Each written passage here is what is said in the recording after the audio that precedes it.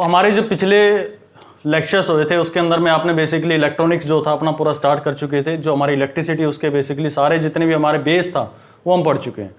चाहे हमारे पास में चार्ज का कंसेप्ट रहा हो, चाहे टाइप्स ऑफ चार्ज रहे हो, या फिर इलेक्ट्रिक फील्ड रहा हो, या प्रॉपर्टीज ऑफ चार्जेस रहा हो, और उन सबको सम अप करके हमने पढ़ा था किस चीज़ के बारे में, इलेक्ट्रिक पोटेंशियल के बारे में। तो पोटेंशियल को आपने बहुत ही अच्छी तरीके से समझने का प्रयास किया था लास्ट क्लास के अंदर में। तो उसमें आपने एक चीज़ जानी थी कि अगर किसी भी बैटरी के ऊपर में या सेल के ऊपर में या होम जितनी भी हमारे अप्लायंसेज होते हैं उसके ऊपर में 220 वोल्ट लिखा होता है या कहीं 9 वोल्ट लिखा होता है, इन सब का मतलब क्या होता है। तो आपने जाना था कि अगर मैं कहूं कि 6 वोल्ट की मेरे पास में बैटरी है तो इसका सीधा सीधा मतलब है कि मेरे पास में नेगेटिव टर्मिनल पर जो 1 कूलम्ब चार्जेस का बंच बैठा होगा, ठीक है, तो उनके पास में जो एनर्जी होगी वो 6 जूल होगी। यानी कि उसको दूसरे टर्मिनल तक लेके जाने के लिए मुझे कितनी एनर्जी को खर्च करना पड़ेगा, 6 जूल को। यानी कि आपने कहा कि भाई मेरे पास में अगर 12 वोल्ट की बैटरी है तो इस 12 वोल्ट का मतलब क्या है भाई, इस 12 वोल्ट का सीधा मतलब है कि भाई आपके पास में एक बैटरी हम मान लेते हैं या सेल मान लेते हैं हम, तो इसके अंदर में 2 टर्मिनल्स है मेरे पास में। तो ये बेसिकली हमें पोटेंशियल डिफरेंस के बारे में बताता है, ठीक है ना। पोटेंशियल हमने बात की थी जब हम किसी एक पॉइंट पर्टिकुलर पॉइंट की बात करते हैं तो वहां पे हम पोटेंशियल को कंसीडर करते हैं, और जब हम एक पॉइंट से दूसरे पॉइंट पर लेके जाने की बात करते हैं तो वहां पर हम पोटेंशियल डिफरेंस की बात करते हैं, अगर हम फाइनाइट पॉइंट्स की बात करें। तो यहां पर मेरे पास में 12 वोल्ट लिखा हुआ है, तो 12 वोल्ट का सीधा मतलब है कि भाई यहां पर जो 1 जूल यानी कि मेरे पास में 1 कूलम्ब चार्जेस होंगे। 1 कूलम्ब चार्ज में कितने नंबर ऑफ इलेक्ट्रॉन्स होते हैं भाई, आपने पहली क्लास में बहुत अच्छे से इसको जाना था कि 1 कूलम्ब के अंदर में होते हैं 6.25 इंटू 10⁻18 इलेक्ट्रॉन। यानी कि आपने किसी बॉडी से इतने नंबर ऑफ इलेक्ट्रॉन निकाले हैं और दूसरी बॉडी के ऊपर में डाल दिए हैं। तो जिस बॉडी के ऊपर में गए उसने नेगेटिव चार्ज गेन कर लिया, और जिससे निकले हैं वहां पर उसने पॉजिटिव चार्ज गेन कर लिया। कितने कूलम्ब का, 1 कूलम्ब। इसके पास में +1 कूलम्ब आ गया और इसके पास में -1 कूलम्ब आ गया, ठीक है। तो यहां पर एक इतना बंच हमारे पास में है, तो इनके पास में जो एनर्जी होगी अकॉर्डिंग टू हमारे पास में पोटेंशियल का जो फॉर्मूला था V = work done divided by charge. तो यहां पर आपने कहा कि भाई इसको 12 जूल काम करना पड़ेगा। 12 जूल इसके पास में होनी चाहिए, कितने के पास, 1 कूलम्ब के पास में। यानी कि यहां पर जितने भी नंबर ऑफ इलेक्ट्रॉन्स होंगे उनके पास में 1 कूलम्ब चार्ज में कंसीडर कर लो तो वहां पर उसके पास में 12 जूल एनर्जी है। चाहे यहां पर मैं 6 वोल्ट की बैटरी की बात करूं, या फिर मैं 5 वोल्ट की बात करूं, या फिर 1.5 वोल्ट की बात करूं, तो हर किसी के सिनेरियो में वही होगा कि जो वैल्यू आपको आगे दिख रही है उतनी जूल एनर्जी है कितने के पास में, 1 कूलम्ब चार्जेस के पास में, यानी कितना बंच उनके पास में पड़ा हुआ है। चलिए, ये आपने बहुत अच्छे से समझने का कोशिश किया है। तो इसी का मैं बेस बनाते हुए आपको अब मैं जो कोर हमारे पास में इलेक्ट्रिसिटी है उसकी तरफ में ले जाने की कोशिश करता हूं। तो उसके अंदर में हमें करना क्या है, बेसिकली जो सबसे पहले हमें चीज पढ़नी होती है इसके अंदर में, वो पढ़ना होता है करंट के बारे में। बेसिकली करंट होता क्या है, ठीक है ना। अभी मैं इस पे दोबारा से आऊंगा, इस डेफिनेशन के ऊपर में, इस वर्ड के ऊपर में। पहले हम ये समझने का कोशिश करते हैं कि करंट होता क्या है, ठीक है। आपने देखा होगा कि एक पाइप है, उसके अंदर में आप पानी, जैसे मोटर चलाई तो उसके अंदर से पानी निकल रहा होता है, ठीक है। जैसे यहां पर मैं इसको पाइप मान लेता हूं और यहां से क्या हो, जैसे आपने मोटर चलाई या पीछे से आप पानी डाल रहे इसके अंदर में, तो आगे की तरफ में गिर रहा होगा पानी। यानी कि एक ही क्वांटिटी, एक ही जो हमारे पास में कोई हमारे पास में एक सिस्टम है, उसके अंदर में एक ही जो चीज है, वो एक ही इवेंट है, वो बार बार रिकर होने की कोशिश कर रहा है। यानी कि पानी है, बार बार क्या हो रहा है, इसको पीछे से फोर्स लग रही है और ये पानी नीचे की गिरने की कोशिश कर रहा है, ठीक है। तो ऐसी डेफिनेशन को क्या बोलते हैं, हम एक करंट बोलते हैं। यानी कि सेम जो इवेंट है वो बार बार रिकर होना शुरू हो जाए तो उस कंडीशन में हम उसको बोलते हैं कि वहां पर करंट का फ्लो हो रहा है, ठीक है। आपने पानी देखा होगा, बहता हुआ पानी आपने देखा होगा, तो वहां पर भी क्या होता है, हम बोलते हैं कि भाई करंट है उसके अंदर में, ठीक है। करंट का मतलब होता है एक तरह का फ्लो होना, चाहे वो पानी की बात करें या फिर हम किसी भी ऑब्जेक्ट के बारे में बात करें। तो जब भी कहीं पर फ्लो होता है, एक इवेंट का रिकर होता है बार बार के अंदर में, तो वहां पर एक टर्म यूज की जाती है और उसी को हम यूज करते हैं करंट के रूप में। हम इलेक्ट्रिसिटी की भाषा में इसको फिर दोबारा से यूज करेंगे, तो वहां पर हम इसके साथ में क्या वर्ड अटैच करेंगे वो भी देखेंगे इसके अंदर में। तो मैंने आपको बताया कि मान लो मेरे पास में एक पाइप है, ठीक है, ये मेरे पास में पाइप है और इसके अंदर से मैंने क्या जा रहा है, अब यहां पर मैंने क्या कर दिया, पानी डाल दिया इसके अंदर में, और यहां पे मैं इसके साथ में यहां एक टब रख देता हूं या फिर कोई बकेट रख देता हूं, और ये पानी उसके अंदर में क्या हो रहा होगा, इकट्ठा हो रहा होगा, यहां पर इकट्ठा होता जा रहा होगा। यानी कि ये जो सिस्टम है, यहां पर जो इवेंट है वो बार बार क्या हो रहा है, नीचे की साइड में जाने की, यानी कि जो पानी है उसका एक फ्लो है, उसका एक करंट है। तो वो इसके अंदर में जाने की कोशिश करता है। तो हम यहां पर क्या कहेंगे कि यहां पर वाटर का करंट चल रहा है। ठीक है, अब मैं आपको लेकर चलता हूं अपने दोबारा से जो पहली चीजें हमने पढ़नी शुरू करी थी जब हम पोटेंशियल के बारे में बात कर रहे थे।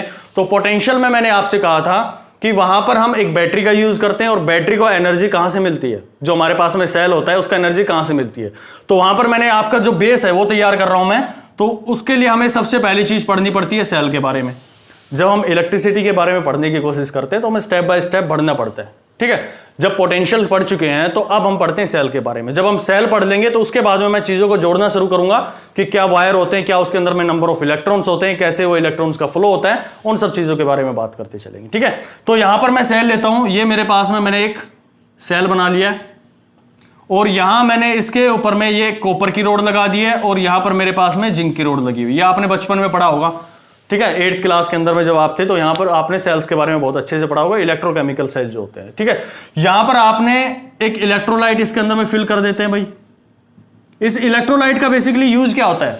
इस इलेक्ट्रोलाइट का यूज ये होता है कि यहां पर ये हम यूज करते हैं इसको H2SO4 के नाम से इसके अंदर में यूज करते हैं, यानी कि सल्फ्यूरिक एसिड यहां पर यूज करते हैं और यहां पर हम जिंक यूज करते हैं और यहां पर हमारे पास में कॉपर की एक इलेक्ट्रोड होती है। अब इसके अंदर में चलेंगे क्या रिएक्शंस, कहां से इसको एनर्जी मिलेंगे? तो मैं थोड़ा सा आपके केमिस्ट्री बढ़ाने की कोशिश करता हूं, केमिस्ट्री की तरफ मोड़ने की कोशिश कर रहा हूं आपके पास में। ठीक है, तो जैसे आपने H2SO4 इसके अंदर में डाला है भाई। ठीक है, दूसरा एक सॉल्यूशन मैं आपको कहूं कि ZnSO4, ये दो सॉल्यूशन है मेरे पास में। जब हम इनको लिक्विफाई कर देते हैं तो यहां पर ये टूटता है किसके अंदर में? हाइड्रोजन के अंदर में 2 आयंस। और ये किसे में टूटेगा? ये मेरे पास में SO4 2 आयंस, दो नेगेटिव हो जाते हैं इसके अंदर में, या फिर 2 माइनस कर दो यहां पर, या फिर 2 प्लस लिख दो, आपकी मर्जी। जैसे भी 2 प्लस प्लस लिखोगे तो भी उसका मतलब वही है, यहां पर 2 माइनस लिखोगे उसका भी मतलब ये है कि भाई ये जो है ये आयंस में टूट चुके हैं। ठीक है ना, जब हमारे पास में बॉन्ड्स होती हैं इनकी टूटती हैं तो आयंस में टूट जाते हैं। इनको रिप्रेजेंट करने का तरीका ये होता है कि हाइड्रोजन जो होता है उसके ऊपर में 2 प्लस लिख देंगे और जो हमारे पास में सल्फर होते हैं, सल्फ्यूरिक होता है, उसके ऊपर में हम 2 माइनस लिख देते हैं। उसी तरह से यहां पर मेरे पास में ZnSO4 है, तो ZnSO4 है, ये भी टूटेगा किसमें? Zn2 प्लस में और SO4 2 माइनस के अंदर में। तो यहां पर हमें करना क्या है कि भाई अगर हम इस सॉल्यूशन की बात करें, इस सॉल्यूशन की बात करें तो इसके पास में जो एनर्जी होती है वो लेट अस सपोज मेरे पास में 15 जूल होती है, मान के चलते हैं हम। और यहां पर जो एनर्जी है इसके पास में 20 जूल है भाई। तो आपने पढ़ा होगा मैथमेटिक्स के अंदर में कि इनके पास में लोवेस्ट एनर्जी किसके पास में? बिल्कुल सही, आपका आंसर होगा कि जो -20 पे है वो मेरे पास में एक लोवेस्ट एनर्जी वाला सॉल्यूशन है, यानी कि ये एक स्टेबल फॉर्म होगी भाई। H2SO4 के पास में 15 जूल है, -15 जूल, और इसके पास में -20 जूल है। तो यानी कि एक स्टेबल फॉर्म होने के लिए इसको चाहिए कि हमारे पास में जो सॉल्यूशन बना हुआ है, यानी सल्फ्यूरिक एसिड का सॉल्यूशन है, वो सल्फ्यूरिक एसिड ना रहकर किस में कन्वर्ट हो जाए? ZnSO4 के अंदर में। ठीक है, तो अब क्या करेगा? यहां जिंक है, ये तो पूरा एटम है भाई, यहां पर कॉपर है, ये भी एटम है। हमें चाहिए क्या कि भाई ये बॉन्डिंग जब हो सकती है जब ये आपस में क्या हो? आयोन्स हो। अब आयोन होने के लिए क्या करना पड़ेगा भाई? ये जो Zn है यहां पर एटम है, ये कॉपर भी एटम है, तो इसको जाहिर सी बात है कि भाई मेरे पास में जो Zn की यहां पर इलेक्ट्रोड है इसको अपने इलेक्ट्रॉन से लूज करने पड़ेंगे।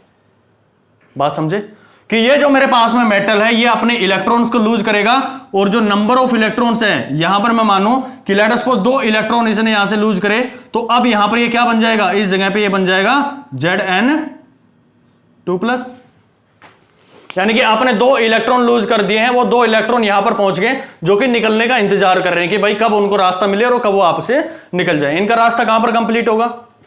इनका रास्ता पॉजिटिव पर जाने के बाद कंप्लीट हो जाता है। ठीक है, तो यहां पर ये मेरे पास में नंबर ऑफ इलेक्ट्रॉन यहां से निकल के आ गए। ऐसे क्या हो रहा होगा? कंटिन्यूअसली हमारे पास में रिएक्शन चल रही होंगी, Zn2 पॉजिटिव बार बार बन रहे होंगे, यानी कि ये आयन बन रहा होगा। ये पूरा सिस्टम अपने आप को स्टेबल फॉर्म में ले जाने की कोशिश कर रहा होगा।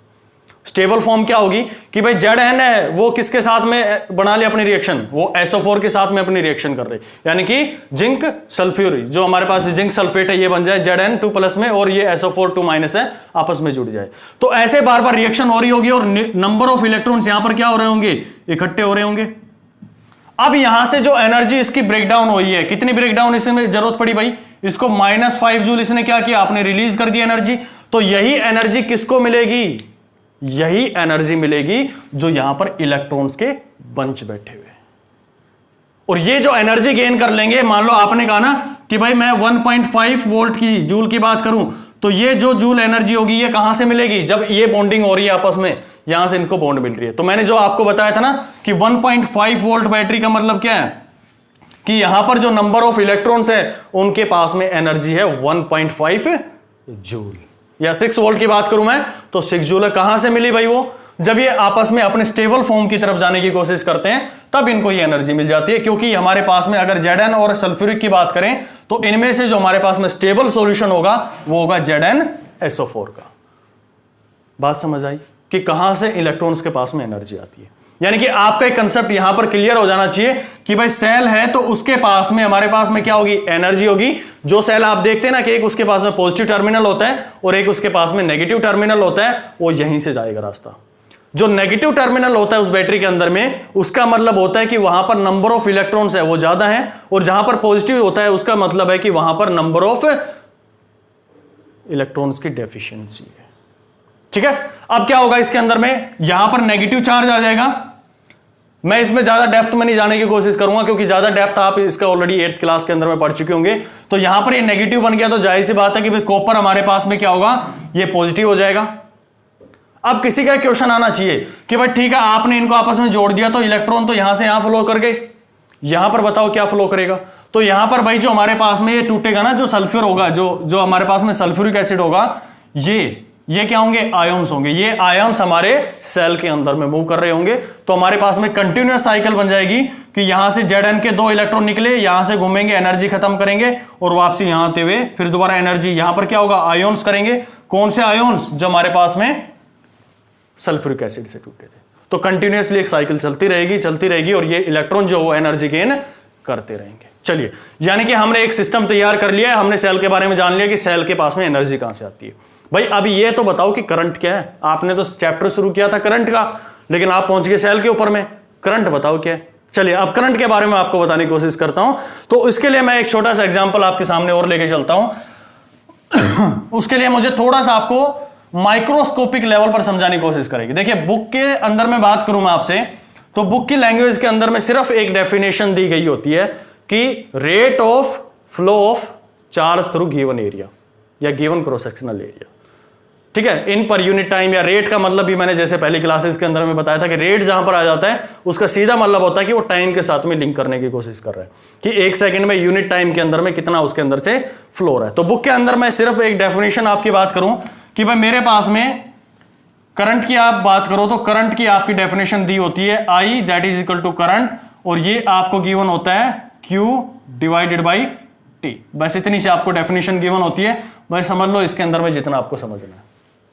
ठीक है, अब मैं इसको आपके साथ में माइक्रोस्कोपिक लेवल पर ले जाकर इस डेफिनेशन को प्रूव करवाऊंगा और आपके दिमाग में बिल्कुल सेट कर दूंगा कि हमारे पास में चार्ज क्या होता है, फोबिया नहीं होता है चार्ज कि भाई कोई हवा है, भाई हवा में उड़ता हुआ मैं उसको पकड़ा और वहां पर मैंने उसको रख लिया। नहीं, आप चार्ज के बारे में बहुत अच्छे से जान चुके हैं कि चार्ज जब भी आता है तो किसी ना किसी एक बॉडी पर आता है जिसके पास में मास होता है। अगर मास नहीं है तो उस बॉडी पर कोई भी चार्ज नहीं आ सकता है। ये चीज आपने समझी है बहुत अच्छे से। ठीक है, चलिए मैं एक वायर को कंसीडर करता हूं। मेरे पास में एक वायर है, ये जो आपके घरों के अंदर में वायर आ रखे होते हैं। ठीक है, जैसे मैं अभी इसका फोन जो मेरे पास में माइक है उसका मैं यूज कर रहा हूं, ये मैं एक वायर है, इस वायर को मैं मान लो 2 हिस्सों में कट कर लेता हूं, एक यहां से कट किया और एक यहां से। इसका वायर को मैं उठाकर यहां पर रख दे रहा हूं। ये वायर पर मैंने यहां पर रख दिया। क्या आपको कुछ इसके अंदर में दिख रहा है भाई? बिल्कुल नहीं, आपको तो एक वायर दिखेगा। अगर मैं आपके सामने यहां पर वायर रख देता हूं तो केवल आपको वायर दिखेगा यहां पर। अब मैं इसको थोड़ा आपको माइक्रोस्कोपिक लेवल पर ले जाने की कोशिश करता हूं कि माइक्रोस्कोपिक लेवल पर इसके अंदर में हो क्या रहा होगा। ठीक है, तो माइक्रोस्कोपिक लेवल पर मैं बात करूं इसके अंदर में, तो मैं इसको जूम करके थोड़ा सा इस एरिया को जूम करके दिखाता हूं आपको कि क्या चल रहा होगा इसके अंदर में। ये मेरे पास में एक माइक्रोस्कोपिकली मैंने इसका ऑब्जर्वेशन किया है। तो आपने देखा होगा जब हम पहली क्लासेस के अंदर में पढ़ रहे थे कि जो भी हमारे पास में मेटल होते हैं, मेटल के आते हैं तो उस एटम के अंदर में बीच में एक न्यूक्लियस होता है। ठीक है, और नंबर ऑफ जो इलेक्ट्रॉन्स होते हैं उसके बाहर सेल्स के अंदर में क्या कर रहे होते हैं, मूव कर रहे होते हैं। ठीक है, चाहे K सेल ले लो, L सेल ले लो, M सेल ले लो, जो भी हमारे पास में आउटर सेल रहती है, जो भी हमारे पास में आउटर सेल रहती है उसके अंदर में क्या हो रहा है, जो भी नंबर ऑफ इलेक्ट्रॉन्स अगर कंप्लीट नहीं है, यानी कि 8 का ऑक्टेट होता है, 2, 8, 8, 18, इस तरह से हमने चीजें बात करी थी। तो अगर वो कंप्लीट नहीं है तो हम क्या बोलते हैं कि वहां पर उसके पास में क्या है, वैलेंस इलेक्ट्रॉन है, और वही रेस्पॉन्सिबल होते हैं किस लिए? फ्री इलेक्ट्रॉन्स के लिए। और उन्हीं को हम क्या नाम दिया था कि वही मेरे पास में एक फ्री इलेक्ट्रॉन का काम करते। तो वही चीज मैं यहां पर आपके सामने रिप्रेजेंट करने की कोशिश करता हूं कि मान लो मेरे पास में नंबर ऑफ इलेक्ट्रॉन्स है, ये इलेक्ट्रॉन्स है, ठीक है, और ये इलेक्ट्रॉन्स ऐसे नहीं आए होंगे भाई, इनके साथ में इनके एटम्स भी होंगे। यानी कि जब हम एटम्स की बात करते हैं तो ये मैंने जो ब्लैक मार्कर से मैं रिप्रेजेंट कर रहा हूं, ये इनके एटम है जो कि अपनी पोजीशन से नहीं जा रहे हैं, केवल ये अपनी मेन पोजीशन पर वाइब्रेट कर सकते हैं। इस वाइब्रेट वर्ड का मैं आगे यूज करूंगा। जो मैंने यहां पर बताया ना कि अपनी पोजीशन पर ये वाइब्रेट करते हैं, वो हमें आगे एक नए कंसेप्ट को तैयार करने में हमारी हेल्प करेगा, ठीक है। तो यहां पर मैंने आपसे कहा कि भाई ये नंबर ऑफ इलेक्ट्रॉन्स है, ये इनके एटम्स हैं, जिनके बीच में क्या होगा?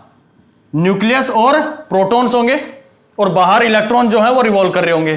तो मैंने यहां पर एक इलेक्ट्रॉन यहां पर कंसीडर किया, लेट अस सपोज ये मैंने वैलेंस इलेक्ट्रॉन यहां पर इनका कंसीडर कर लिया, जो कि फ्री है मूव करने के लिए। तो होता क्या है कि भाई जब भी आप इन बॉडीज को एक आसपास में लेके आओगे या रब करते हैं, तो आपने देखा था कि एक इलेक्ट्रॉन एक बॉडी से उठकर दूसरी बॉडी में चला जाता है, ठीक है, एक दूसरे से उठ के तीसरे में चला जाता है, और तीसरे से उठ के चौथे में चला जाता है।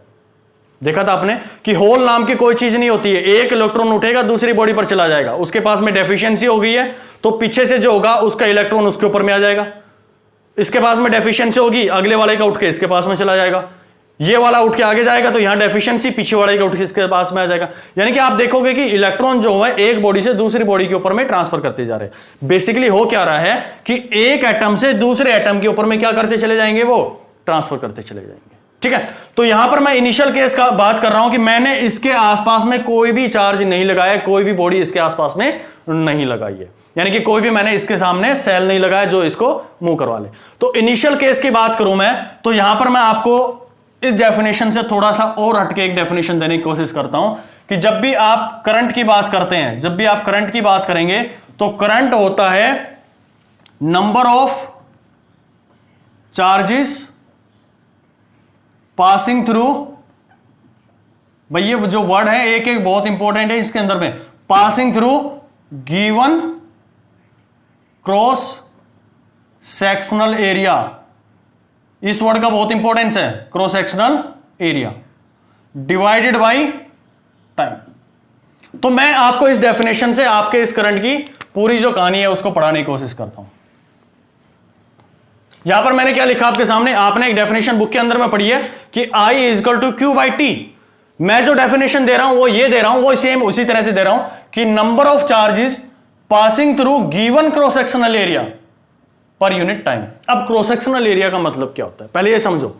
क्रॉस सेक्शनल एरिया का मतलब होता है कि मेरे पास में ये लेट अस सपोज मार्कर है, और इसको मैं क्या करता हूं, यहां से क्रॉस करता हूं, क्रॉस सेक्शन, यानी कि यहां से मैंने इसको क्रॉस किया, ये मैंने काट दिया इसको। अब जो आपके सामने दिखा है, ये जो एरिया दिख रहा होगा आपको सामने, ये मेरे पास में कहलाएगा क्रॉस सेक्शनल एरिया। उसी तरह से इस मार्कर जो कैप थी इसकी, जब ये कटा था इसके अंदर में, तो यहां पर भी क्या होगा, ये क्रॉस सेक्शनल एरिया हो गया। तो मैं इस क्रॉस सेक्शनल एरिया से बात करता हूं कि कितने नंबर ऑफ चार्जेस पास हो रहे हैं। यानी कि जब हम इस पानी की, जैसे मेरे पास में एक पानी की वो लाइन है जो मैं एक पाइप यूज कर रहा हूं, उस पानी की लाइन के अंदर में मैं कहीं से भी कट कर दूं उसको, तो वहां से नंबर ऑफ पानी के जो पार्टिकल्स है वो कितने गिर रहे हैं, तो आप वहां पे कहोगे कि कितने हमारे पास में, अगर मैं उन चार्जेस को कंसीडर कर लूं कि वो जो पानी का फ्लो हो रहा है वो मेरे पास में एज ए चार्ज काम कर रहे हैं, तो आप कहोगे कि नंबर ऑफ चार्जेस, यानी कितने पानी के उसके अंदर से जो वाटर के मॉलिक्यूल्स है वो नीचे कर रहे हैं पर यूनिट टाइम। अब वो टाइम कुछ भी हो सकते हैं, चाहे 1 सेकंड लो, चाहे 1 नैनो सेकंड लो, चाहे 1 मिनट लो, ठीक है, टाइम आप कुछ भी कंसीडर कर सकते हो, लेकिन जो भी आप कंसीडर कर रहे हो उसके अंदर में कितने नंबर ऑफ चार्ज पार्टिकल वहां से गिर रहे हैं उसको आपको लेके चलना पड़ेगा, ठीक है। तो ये मेरे पास में हो गया। अब मैं इस बॉडी पर आता हूं जो कि मैंने इस वायर को ले रखा है, इस वायर के साथ में अभी मैंने कुछ नहीं किया भाई, मैं ना इसके ऊपर में कोई मैंने चार्ज लगाया, ना कोई इसके ऊपर में सेल लगाया। तो अब क्या होगा, यहां पर मैं खड़ा हूं, इस पॉइंट पर मैं देख रहा हूं कि भाई कोई चार्ज बाहर आ जाए, यहां पर मैं इस, क्योंकि मैंने इस वायर को कट करके यहां से क्रॉस सेक्शन देख रहा हूं ना, तो क्या करेंगे, ये इलेक्ट्रॉन नो डाउट थर्मल जो हीट हो रखा होगा, टेम्परेचर हो रखा होगा, अपने पॉइंट्स पर मूव करेंगे, और ये मूव करने के लिए कोशिश करेंगे यहां से, ये लेट अस सपोज मैं एक इलेक्ट्रॉन को यहां से कंसीडर कर रहा हूं, ये चलेगा ऐसे, यहां हिट करेगा, ये जाएगा यहां, इसको हिट करेगा, फिर ये कोई भी पाथ अपना लेगा, और ये फिर वापसी यहां जाएगा, फिर यहां आएगा, और फाइनली ये दोबारा से यहीं पर आ गया। यानी कि ये इलेक्ट्रॉन चला था, एक इलेक्ट्रॉन चला, दूसरे को हिट किया, ठीक है, वहां से उसकी डायरेक्शन चेंज होगी, दूसरी डायरेक्शन में चला गया, फिर वहां से हिट किया, फिर इधर आ गया, फिर दोबारा से हिट किया, फिर वहीं पर आ गया, यानी कि जहां से शुरू हुआ था उसी इनिशियल पोजीशन पर आ गया है, उसी इनिशियल पोजीशन पर आ गया है। तो मेरे को यह बताओ कि भाई नेट इसकी डिस्प्लेसमेंट कितनी रही, नेट डिस्प्लेसमेंट इसकी कितनी रही? तो आपका आंसर होगा कि नेट डिस्प्लेसमेंट इसकी 0 रही। अब डिस्प्लेसमेंट क्या होता है? डिस्प्लेसमेंट का मतलब होता है कि इनिशियल पॉइंट और फाइनल पॉइंट के बीच में जो डिस्टेंस होती है, शॉर्टेस्ट डिस्टेंस होती है, उसी को हम डिस्प्लेसमेंट के नाम से जानते हैं। तो मेरे को यह बताओ यहां से कि भाई इनिशियली ये कहां से चला था? इसी पोजीशन से चला था, और फाइनली ये कहां पर आ गया है? इसी पोजीशन पर आ गया। क्या इन दोनों पॉइंट्स के बीच में कोई डिफरेंस है? Answer is no. क्यों? क्योंकि यहां पर डिस्प्लेसमेंट हमारी क्या हो गई? शॉर्टेज जो डिस्टेंस है वो 0 हो गई है। अगर 0 हो गई है तो ये इलेक्ट्रॉन की भी यही होगी, सभी इलेक्ट्रॉन्स की क्या हालत रही होगी? सभी की जो नेट डिस्प्लेसमेंट होगी वो क्या हो जाएगी? 0 0 0 0। आप यहां पर बैठे हुए हैं, आंखें बिछाएं कि भाई अब इलेक्ट्रॉन आए, अब इलेक्ट्रॉन आए, कोई भी इलेक्ट्रॉन यहां से निकलकर नहीं आएगा। अब यहां से मेरे को बात बताओ कि भाई आपने डेफिनेशन दी थी करंट की, क्या कि भाई करंट हमारे पास में जिसको हम आई से रिप्रेजेंट करते हैं वो होगा number of charge particles passing through given cross sectional area. इस क्रॉस सेक्शनल एरिया से कितने नंबर ऑफ चार्ज पार्टिकल निकले भाई? मैंने 1 सेकंड इसको ऑब्जर्व किया, कोई इलेक्ट्रॉन नहीं आया। अगले दूसरे सेकंड मैंने ऑब्जर्व किया, कोई इलेक्ट्रॉन नहीं आया। ऐसे बैठा रहा। क्यों नहीं रहा भाई? पहली चीज तो ये बताओ मेरे को। इसलिए नहीं रहा है यहां से क्योंकि इनकी जो नेट डिस्प्लेसमेंट है वो हमारी क्या हो गई है? 0 हो गई है। इसलिए कोई भी इलेक्ट्रॉन यहां से अपनी क्रॉस सेक्शनल पोजीशन से बाहर जाने की कोशिश नहीं करेगा, क्योंकि इसके आसपास कोई भी सोर्स नहीं लगा है, कोई भी बैटरी नहीं लगी है। अगर बैटरी लगाएंगे तो इसका सिनेरियो थोड़ा चेंज हो जाएगा उसके अंदर, ठीक है, देखेंगे उस चीज को भी। तो यहां पर मैंने 1 सेकंड इसका लिया, 2 सेकंड लिया, कोई भी नंबर ऑफ इलेक्ट्रॉन यहां से नहीं आ रहा है, तो आप कहोगे कि भाई 0 चार्ज यहां से बाहर आ रहे हैं, 0 चार्ज यहां से बाहर आ रहे हैं। तो आप आ जाओ इस डेफिनेशन पे कि भाई 0 चार्ज है, टाइम कितना, चाहे 1 सेकंड लो, चाहे 2 सेकंड लो, कुछ भी लो, आपका करंट क्या रहेगा? 0। मैं इसके एसआई यूनिट पर आऊंगा अभी मैं, ठीक है। यहां पर इसका 0 हो गया, तो आप कहोगे कि भाई जब भी हम किसी भी बॉडी को अगर अनचार्ज रखते हैं या फिर कोई भी उसके आसपास में सोर्स नहीं लगाते हैं, तो हम कहते हैं कि उसके पास में जो करंट का फ्लो है वो कितना है? 0। यानी कि जितने भी आपके पास में नंबर ऑफ इलेक्ट्रॉन्स हैं वो एक पर्टिकुलर जगह के ऊपर में क्या रहेंगे? बैठे रहेंगे, ना इधर जाएंगे बाहर की साइड में और ना इस साइड में निकल सकते। कब तक? जब तक उसके ऊपर में आप सोर्स नहीं लगाओगे या फिर कोई भी सेल नहीं लगाओगे। चलो आप इसका सिनेरियो थोड़ा चेंज करते हैं और थोड़ी आगे बढ़ने की कोशिश करते हैं इसी के साथ में। तो इसी को मिटा देते हैं, यहीं पर दूसरा मैं बनाने की कोशिश कर लेता हूं। चलो, पहला केस हमने देख लिया भाई। पहले केस के अंदर में आपने मेरे से कहा कि भाई आई क्या था मेरे पास में? आई जो है वो Q/T था and that is equal to 0/T, और आपने इसका वैल्यू दिया 0। इसके एसआई यूनिट पर आऊंगा अभी मैं, ठीक है। दूसरे केस को मैं कंसीडर कर लेता हूं कि ये मेरे पास में एक सेम वही था, वही वायर को मैंने क्या कर लिया, थोड़ा माइक्रोस्कोपिक लेवल पर अब मैं इसको जूम। ये बहुत इंपॉर्टेंट है, यहां से जब हमारी सारी जो कहानी शुरू होगी आगे तक की, हमारा जो सफर है इसी वैल्यू से, इसी पॉइंट से शुरू हो जाएगा। अब मैं क्या करता हूं, ये मैंने एटम्स कंसीडर कर लिया भाई। ये मेरा एक एटम, ये दूसरा, 6 मैंने यहां पे consider. Infinite number of atoms हो गए इसके अंदर में, जो कि कैसे रहे होंगे? उनके अंदर में बीच में एक हमारे पास में क्या रहा होगा? एटम रहा होगा, और बीच उसके अंदर में न्यूक्लियस और न्यूट्रॉन और प्रोटॉन उसके अंदर में। बाहर क्या कर रहे होंगे? उसके अंदर में इलेक्ट्रॉन्स क्या कर रहे होंगे?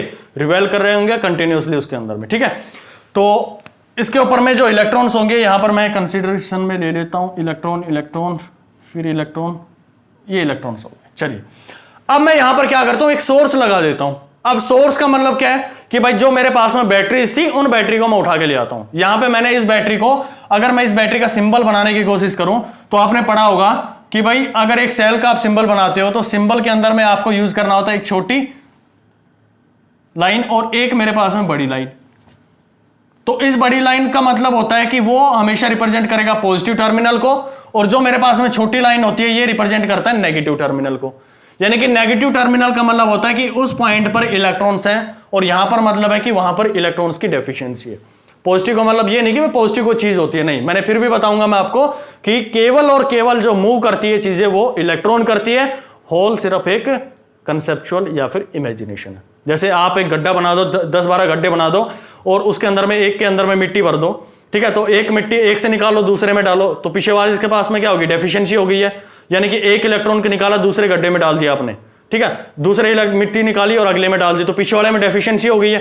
तो आपको दिखेगा कि इलेक्ट्रॉन इस साइड में मूव कर रहा है, यानी कि जो मिट्टी आप डालते जा रहे हो आगे मूव कर रही है, और होल क्या कर रहे हैं, पीछे की साइड में मूव करते जा रहे हैं। दोनों की क्या होगी, अपोजिट डायरेक्शन हो जाती है। तो ठीक उसी तरह से जो मूव करती है वो केवल और केवल इलेक्ट्रॉन्स करते हैं, होल सिर्फ एक हमारे पास में इमेजिनेशन है जिसका कोई भी हमारे पास में यूज नहीं है। ठीक है, आपको इलेक्ट्रॉन को ही कंसिडर करके चलना पड़ेगा अगर फिजिक्स पढ़नी है तो। चलिए, तो यहां मैं इसके सामने एक सोर्स लगा देता हूं। ये मैंने एक सोर्स लगा दिया और ये मैंने लगा दिया एक बैटरी। बैटरी लगाई है, सेल लगाई है भाई, बिल्कुल सही, ये मेरे पास में सेल है। अगर मैं बैटरी लगाता तो इसके साथ में अगर मैं एक से ज्यादा सेल कनेक्ट कर देता हूं, ठीक है, अगर ये सिंबल मैं 2 बार यूज कर देता तो मैं क्या कहता, अगर ऐसे यूज कर देता, ये मेरे पास में ये ऐसे, अगर ये यूज कर देता एक सेल और ये मेरे पास में दूसरा सेल, तो वहां पर क्या हो जाती है, नंबर ऑफ बैटरी सेल हमारे पास में 2 हो गए, तो हम कहते हैं कि ये मेरे पास में एक बैटरी बन गई। मैं यहां पर पूरा कंसीडरेशन एक सेल के ऊपर में लेके चल रहा हूं आपके साथ में। चलिए, मैं यहां से इसको एक कनेक्ट कर देता हूं। लो भाई, ये कनेक्शन मैंने बना दिया। क्या ये सही है कनेक्शन करना? Answer is no. मुझे कुछ ना कुछ एक स्विच जरूर लगाना चाहिए। ठीक है, जब भी आप कोई भी कनेक्शन करते हैं, कोई भी इलेक्ट्रिकल कनेक्शन करते हैं, तो आपको कोशिश करनी चाहिए कि वहां पर एक स्विच लगा दो। जिससे क्या होगा कि कोई भी हमारे शॉर्ट सर्किटिंग या किसी भी तरह का डैमेज होने से हम बच जाते हैं। तो हमेशा एक हैबिट बना लो कि जब भी आप कोई सर्किट बनाओ अपने क्वेश्चंस के अंदर में, जब आगे चीजें और पढ़ेंगे, तो हमेशा उसके अंदर में एक स्विच जरूर लगाया करो। स्विच का यही सिंबल होता है, आपने पढ़ा होगा 8th क्लास के अंदर में, ये हमारे पास में स्विच का सिंबल होता है। अगर मैं इसको नीचे कर दूंगा, ऐसे एरो बना दूंगा, तो इसका मतलब है कि नीचे की साइड में क्लोज हो जाएगा, और ऊपर की साइड में इसको एरो को दिखा दूंगा तो मतलब है ये ऊपर की साइड में ऑन हो चुका है। चलिए, अब यहां पर मैं इसको एक कंसिडरेशन में लेके चल रहा हूं कि मेरे पास में 6 वोल्ट की बैटरी है भाई, मैं इसको 6 वोल्ट की बैटरी मान के चल रहा हूं। तो इस 6 वोल्ट की बैटरी मानूं या सेल? सेल मानेंगे ना, क्योंकि यहां पर मेरे पास में क्या है, मैंने सिर्फ 2 यहां पर सिंगल यूज किया है, तो आपको ये सेल ही यूज करना है। मेरे साथ फ्लो में बैटरी मत बोल दिया करो, सेल है भाई ये। ठीक है, तो यहां पर मैंने जो सेल कंसीडरेशन में किया है, तो इस 6 वोल्ट का मतलब बताओ मेरे को जल्दी से, अगर आपने पीछे का कंसेप्ट ढंग से पढ़े हैं तो इसका सीधा मतलब है कि भाई जो मेरे पास में नेगेटिव टर्मिनल है, उस नेगेटिव टर्मिनल पर, नेगेटिव टर्मिनल कौन सा होगा, जिसके पास में छोटी हमारे पास में लाइन यूज कर रखी होगी। ये सिंबल होते हैं जो हमारे पास में बाय डिफॉल्ट यूनिवर्सली हर जगह पे यूज किए जाते हैं। तो इसका मतलब है कि इस पॉइंट के ऊपर में जो एनर्जी होगी वो होगी 6 जूल, और यहां पर हम इसको अज्यूम करके चलते हैं कि इसके पास में होगी 0 जूल। अब मैं स्विच को कनेक्ट कर दिया, तो स्विच जैसे ही कनेक्ट होगा तो अब क्या होगा, इसके अंदर में ये मेरे पास में स्विच कनेक्ट हो चुका है। अब जो इलेक्ट्रॉन्स होंगे, ये इलेक्ट्रॉन्स क्या होंगे, पूरे इस मेटल के अंदर में, जो वायर मैं यूज कर रहा हूं भाई, मेटेलिक वायर ये पूरा, तो इसके अंदर में फ्री इलेक्ट्रॉन्स होंगे। तो अब जो सिनेरियो मैं बताने जा रहा हूं, उस सिनेरियो को बहुत अच्छे से आपको समझने की कोशिश करना है। ठीक है, अब होगा क्या कि ये जो इलेक्ट्रॉन है, यहां से जब जो इलेक्ट्रॉन यहां पर बैठा होगा, यहां पर जो इलेक्ट्रॉन बैठा होगा, उसके पास में कितनी एनर्जी होगी भाई, 6 जूल होगी। क्यों? क्योंकि आपने अभी जस्ट थोड़ी देर पहले सेल के बारे में पढ़ा था कि नेगेटिव टर्मिनल पर एनर्जी कहां से आई, जो इलेक्ट्रोलाइट ने अपनी एनर्जी खत्म की थी यहां से जब डिसोसिएट हुआ था और इसके साथ में Zn के साथ में बॉन्ड बना रहा था, और जब इसमें आयन बनाया इसने, तो अपने इलेक्ट्रॉन्स यहां से रिलीज करेगा और उनको अपनी एनर्जी दे देता है। तो वही एनर्जी यहां पर बैठी है, जो कि तैयार बैठे हैं कि भाई यहां से इलेक्ट्रॉन अभी निकल जाएं, लेकिन हम उनको निकलने नहीं दे रहे थे। क्यों? हमने किसी के साथ में इसका कनेक्शन नहीं बनाया था। अब मैं यहां पर क्या कर दिया, इसका कनेक्शन यहां पे मैंने इसको कनेक्ट कर दिया। अब क्या होगा कि ये जो इलेक्ट्रॉन है इस पॉइंट पर जो बैठा हुआ है, ये इलेक्ट्रॉन यहां से निकलेगा और इसके सामने जो भी इलेक्ट्रॉन होगा उसको क्या करेगा, ऐसे मान लो इलेक्ट्रॉन है और ये इलेक्ट्रॉन आएगा और इसको जोर से जाके हिट करेगा। फिर से देखो कि मेरे पास में ये इलेक्ट्रॉन बैठा हुआ है ऐसे, और ये पीछे से इलेक्ट्रॉन जो बैटरी से निकलेगा, ये इलेक्ट्रॉन आएगा और जोर से इसको हिट करेगा। अब जोर से हिट करेगा तो क्या होगा उससे कि इसकी जो एनर्जी है, इस इलेक्ट्रॉन की जो एनर्जी है कितनी थी, 6 जूल, इसके अंदर में चली जाएगी, 6 जूल एनर्जी चली जाएगी और ये अपनी पोजीशन से थोड़ा सा आगे आ जाएगा, थोड़ा सा आगे आ जाएगा, यानी कि अपनी पोजीशन पे क्या हो रहे होंगे, ये वाइब्रेट हो रहे होंगे और फिर वापसी चला जाएगा, यानी कि अपनी पोजीशन पे क्या कर रहा होगा, वाइब्रेट कर रहा होगा। अब ये एनर्जी आपने इसको दे दी है, आपने ये एनर्जी इसको दे दी है, तो ये जाके हिट करेगा इसको। ये इलेक्ट्रॉन ऑलरेडी आगे आ चुका था, अब ये इलेक्ट्रॉन आगे आएगा, ये अपनी पोजीशन यहां पर बदल लेगा। ये जो 6 जूल एनर्जी थी अब किसको ट्रांसफर हो जाएगी, इसके पास में। कैसे होगी भाई, सेम वही केस हमारे पास में कि ये इलेक्ट्रॉन बैठा हुआ है और ये इस इलेक्ट्रॉन के पास में एनर्जी आ गई और जोर से आगे इसको हिट करेगा। जैसे हिट करेगा इसको एनर्जी मिल जाएगी according to the rule of collision, जो हम पढ़ेंगे आगे, कोलिजन के थ्रू हमारे पास में एनर्जी कैसे ट्रांसफर होती है। ठीक उसी तरह से ये कंटिन्यूअसली क्या हो रही होगी, एनर्जी ट्रांसफर हो रही होगी, एनर्जी ट्रांसफर हो रही होगी, ऐसे यहां पर आ गई एनर्जी। ठीक है, हम मानते हैं आइडियल केस यहां पर मान के चल रहे हैं कि जितनी एनर्जी यहां पर चली थी सारी की सारी एनर्जी यहां पर पहुंच चुकी है सारी की सारी एनर्जी यहां पर पहुंच चुकी है। अब इसके अंदर में क्या होगा, अब ये इलेक्ट्रॉन जैसे इसके अंदर में एंटर करेगा, ये इलेक्ट्रॉन जो मैं यहां पर बना रहा हूं, इसको जो इलेक्ट्रॉन यहां पर बना दिया मैंने, ये इलेक्ट्रॉन जो बड़े वाला बना दिया है, अब ये यहां से गुजरेगा, अब ये पास नहीं होगा, इसको भी भाई फ्री इलेक्ट्रॉन्स मिल रहे होंगे, बीच रास्ते में भी तो होंगे, मैंने तो केवल 6 आपको रिप्रेजेंट करके दिखाए थे, हर जगह पे इसके अंदर में एटम के अंदर में जो इलेक्ट्रॉन से वो फैले हुए हैं। अब ये इलेक्ट्रॉन क्या करेंगे भाई, ये जो आ रहा होगा इलेक्ट्रॉन, ये आगे वाले को क्या करेगा, हिट करेगा, ये आगे वाला क्या करेगा, अगले वाले को हिट करेगा, ये अगले वाला क्या करेगा, अगले वाले को हिट करेगा, यानी कि ये क्या करेंगे, अपनी एनर्जी को ऐसे ट्रांसफर करते चले जाएंगे, ये इसको देगा, ये इसको एनर्जी दे देगा, ये इसको दे देगा, और ये फाइनली क्या होगा, इसको एनर्जी मिल जाएगी।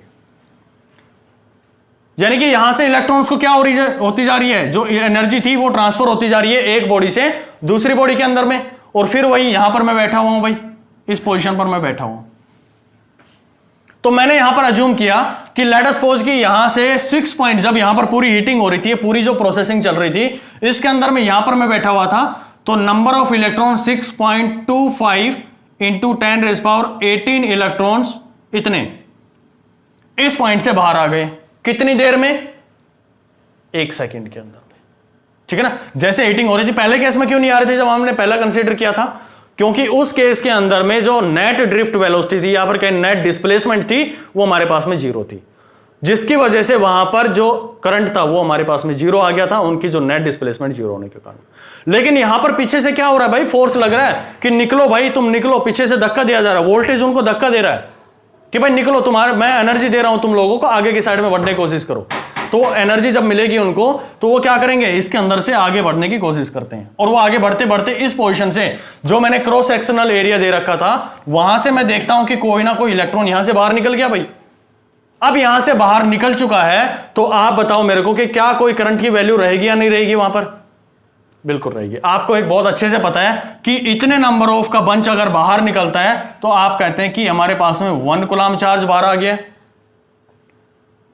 अगर आपके पास में 1 कूलम्ब चार्ज आ गया, तो आपने डेफिनेशन में कहा था कि number of charge passing through given cross sectional area, तो इतने हमारे पास में चार्ज थे, और उन सारे जितने भी इलेक्ट्रॉन थे, इनके बंच को जो नंबर ऑफ चार्जेस बोलते हैं, तो वो मैंने बोला कि 1 कूलम्ब चार्ज यहां से बाहर निकल गया। अगर मैं इनका हाफ कर देता, तो अगर इनका हम हाफ कर दे तो कितना आएगा, लगभग हमारा आएगा 3.125 के आसपास में आएगा, 3.12 के आसपास में। ठीक है, तो वहां से मतलब क्या था कि यहां पे बोलता कि भाई हाफ कूलम्ब चार्ज बाहर आ गया, 0.5 कूलम्ब बाहर चार्ज आ गया। तो आपके डिपेंड करेगा कि नंबर ऑफ चार्जेस यहां से कितने आ रहे हैं। यहां पर हमारे पास में हमने अज्यूम किया इतने नंबर ऑफ चार्जेस बाहर आ गए, तो यहां आप बोलोगे कि 1 सेकंड के अंदर में, 1 सेकंड के अंदर में हमारे पास में इतने नंबर ऑफ इलेक्ट्रॉन्स बाहर आ चुके हैं, तो आप कहोगे कि भाई मेरे पास में 1 यूनिट क्या आ गया है, करंट आ गया। ठीक है ना, अब इस करंट की यूनिट पर आता हूं मैं। अब यूनिट की बात करें, तो करंट की बात करें तो यहां यूनिट की बात होगी कि भाई ये कूलम्ब है, तो कूलम्ब, टाइम क्या सेकंड है, पर सेकंड। तो अगर ये यूनिट होगी हमारे पास में कि जब भी हम करंट की यूनिट की बात करेंगे, तो करंट की यूनिट होती है कूलम्ब पर सेकंड, लेकिन हम इसको यूज नहीं करते हैं। हम यूज करते हैं कि जिन्होंने ये पूरा कंसेप्ट दिया था उनके बिहाफ पे, तो उन्होंने जो थे हमारे पास में एम्पियर थे, उन्होंने इसके बारे में पूरा डिस्कशन दिया था कि भाई आप जो भी एरिया कंसीडर कर रहे हैं, वहां से कितने number of charge particle pass हो रहे हैं, उसको हम पर सेकंड यूज कर लें, तो वहां पे हम बोलते हैं कि 1 यूनिट इलेक्ट्रिक करंट पास हुआ है। तो वहां पर इसकी यूनिट दी जाती है एम्पियर, AMPHER के नाम से भी देखते हैं, या फिर हम आगे से लिखेंगे 1A। तो 1A लिखने का भी मतलब मेरे पास में वही है कि 1 एम्पियर है, चाहे मैं 1 एम्पियर लिखूं, या फिर कहीं का ये H भी दे रखा होता है, कहीं नहीं दे रखा था, वो आपको इतना ज्यादा इसके अंदर में टेंशन नहीं लेने की जरूरत है। चाहे एम्पियर ऐसे लिखो, बहुत सारी बुक्स के अंदर में है, तो 1A भी आप यहां पर यूज कर सकते हैं इसके अंदर में। ठीक है, तो हमारी जो आगे से यूज होगी, जब भी हम करंट के लिए यूनिट यूज करेंगे, 1A के नाम से हम उसको रिप्रेजेंट करेंगे। ठीक है, तो यहां पे मेरे को लगता है कि आपको कंसेप्ट क्लियर हो जाना चाहिए कि क्या हमारे पास में करंट होता है। अगर करंट आपको चीजें समझ में आ जाती है तो इन सब से बेसिस पे हम उठ के आगे बढ़ेंगे और जो कि हमारे कंसेप्ट होंगे ओम्स लॉ के ऊपर में पहुंचेंगे और ओम्स लॉ को पढ़ते पढ़ते एक बहुत ही खूबसूरत टॉपिक के बारे में बात करेंगे जिसको हम रेजिस्टेंस के नाम से जानेंगे। ठीक है, तो होप सो आपको चीजें समझ में आएंगे क्या हमारे पास में करंट होता है। करंट की डेफिनेशन पे नहीं रुकना होता है कि Q/T हो गया। Q/T का मतलब भी समझना होता है कि भाई आप जो भी वायर कट कर रहे हो, कुछ भी कट कर रहे हो, आप किसी भी पोजीशन पे, जैसे पाइप लिया था तो पाइप के अंदर में भी आपने ये यूज किया। ठीक है, एक बैटरी लिया मैंने, उसके अंदर में जो हमारे पास में वायर था, जैसे हमने यहां पे कनेक्शन किया तो इलेक्ट्रॉन्स ऐसे मूव कर रहे हैं, आप बीच में से काट दो, क्या कोई इलेक्ट्रॉन फ्लो करेगा भाई फिर उसके बाद में? जी नहीं, क्योंकि आपको अगर कनेक्शन करना है, पूरा इलेक्ट्रॉन्स का फ्लो करवाना है तो क्या होगा? हाँ, यहां पर अब बात आई कि ये इलेक्ट्रॉन्स कहां जाएंगे? ये इलेक्ट्रॉन्स भाई लोड फिरकर कहां जाएंगे? जो भी वायर के अंदर में इलेक्ट्रॉन्स होंगे वो सारे वापसी आएंगे और यहां पर जो हमारे पास में जो गैप है, गैप का मतलब होता है कि उसके अंदर में इलेक्ट्रोलाइट भरा हुआ है, वो यहां पर दोबारा एनर्जी गेन करेंगे और वापसी यहां से मूव करते चले जाएंगे। ऐसे मूव करते रहेंगे और कंटिन्यूसली इनका पाथ बनता रहेगा। हम कहेंगे कि क्या हो गया? करंट का फ्लो हो गया या फिर करंट यहां से मूव कर गया। तो अब मैं इस डेफिनेशन पर आता हूं कि जब चार्जेस के बारे में बात करें, जब पानी का फ्लो आपने बात किया तो वाटर करंट के नाम से जाना, जब हवा फ्लो कर रही है तो एयर करंट के नाम से जानते हैं। यहां पर कौन फ्लो कर रहा है भाई? इलेक्ट्रिक चार्ज फ्लो कर रहे हैं, इसलिए डेफिनेशन में मैं नाम जोड़ देता हूं क्या? Electric current. आई होप आपको ये चीजें समझ आ रही होंगी। ठीक है, तो आगे से जब भी मैं आपको इलेक्ट्रिक करंट के बारे में बात करूं तो सीधा आपके दिमाग में एक ही चीज आनी चाहिए कि भाई मैं किसी एक क्रॉस सेक्शनल एरिया पे खड़ा होकर उसको ऑब्जर्व कर रहा हूं और वहां से मैं देख रहा हूं कि कितने इलेक्ट्रॉन्स बाहर निकल रहे, कितने नंबर ऑफ इलेक्ट्रॉन वहां से बाहर निकल रहे। अगर कोई भी नहीं आ रहा है तो मतलब करंट जीरो है, अगर वहां से कोई इलेक्ट्रॉन वहां से बाहर निकल के आ रहा है तो इसका मतलब वहां पे करंट का फ्लो हो रहा है। ठीक है, एक क्वेश्चन लिखो, उसी को मैं थोड़ा सा और एक्सप्लेनेशन के साथ में आपको करवाने की कोशिश करता हूं कि मेरे पास में एक चार्ज है एक इलेक्ट्रॉन है जो कि फ्लो कर रहा है एक सर्कुलर पाथ में with n number of revolutions पर सेकंड। तो बताओ मेरे को कितना उसके अंदर से करंट फ्लो होगा? कोई भी मैंने एक चार्ज लिया है, एक इलेक्ट्रॉन ही मान लेते हैं कि इलेक्ट्रॉन है, एक वायर के अंदर में सर्कुलर पाथ ट्रेवल कर रहा है, एक सेकंड में n नंबर ऑफ रिवॉल्यूशन लगाता है, तो बताओ कितना नंबर उसके अंदर में से करंट फ्लो होगा? चलिए, जो कर सकता है करो भाई जल्दी जल्दी।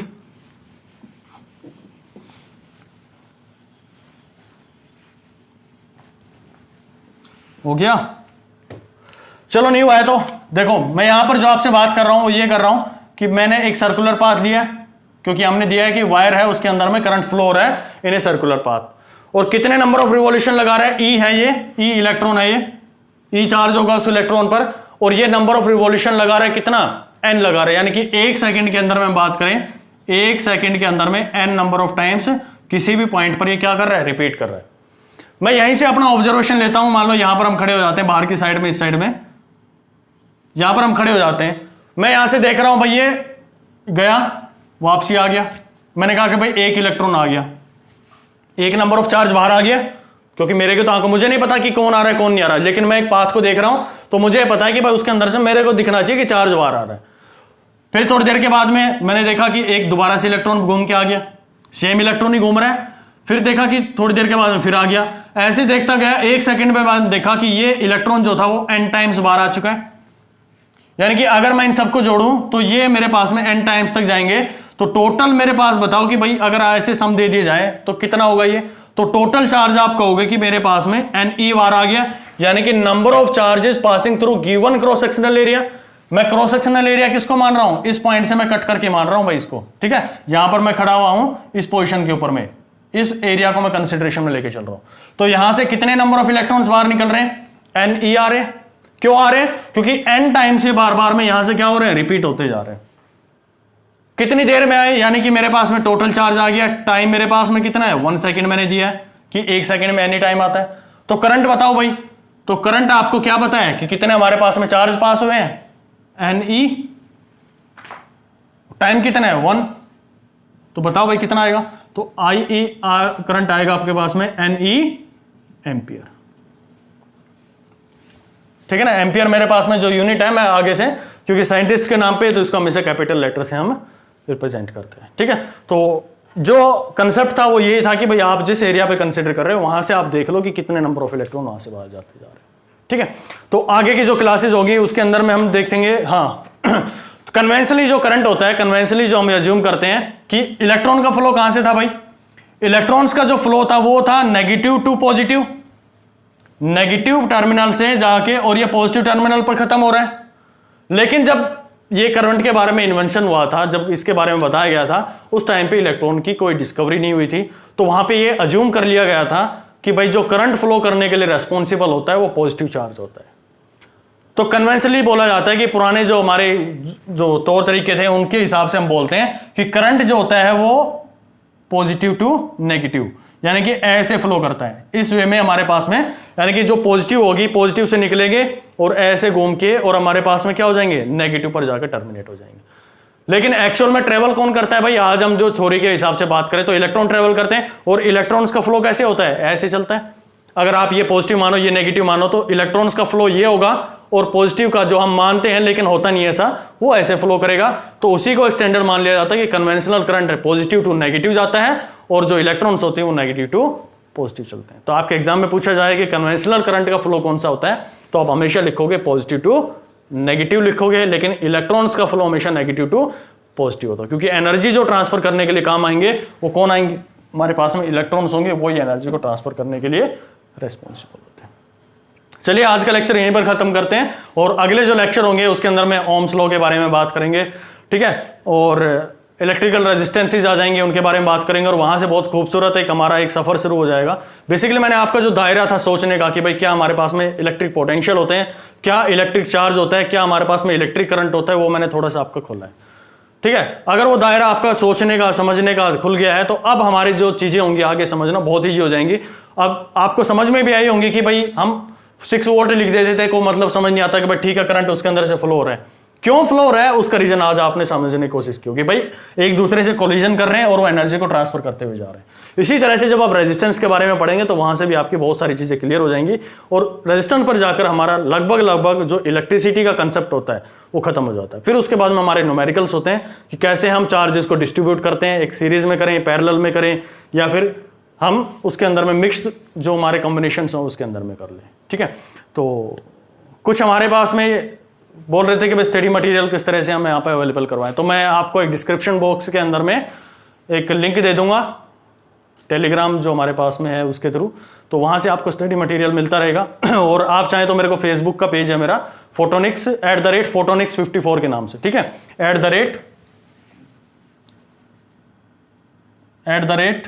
@फोटोनिक्स PHO फोटोनिक्स 54 के नाम से है भाई। आप इसको लाइक भी कर सकते हैं, यहां पर भी मेरा स्टडी मटेरियल होगा वो डलता रहेगा, ठीक है। और बिल्कुल इसी तरह से जो आपको लोगो दिख रहा होगा ना ऊपर की साइड में, ऐसा लोगो होगा, P बना होगा उसके ऊपर में, और उसको आप सब्सक्राइब कर लेंगे तो वहां पे भी आपको अपडेट्स मिलती रहेंगी। और जो टेलीग्राम चैनल है उसके अंदर में मैं डिस्क्रिप्शन बॉक्स में आपको लिंक दे दूंगा, वहां से आप उसको ज्वाइन कर लेंगे, वहां पर भी आपको मटेरियल प्रोवाइड हो जाएगा। चलिए ठीक है, मिलते हैं नेक्स्ट क्लास में।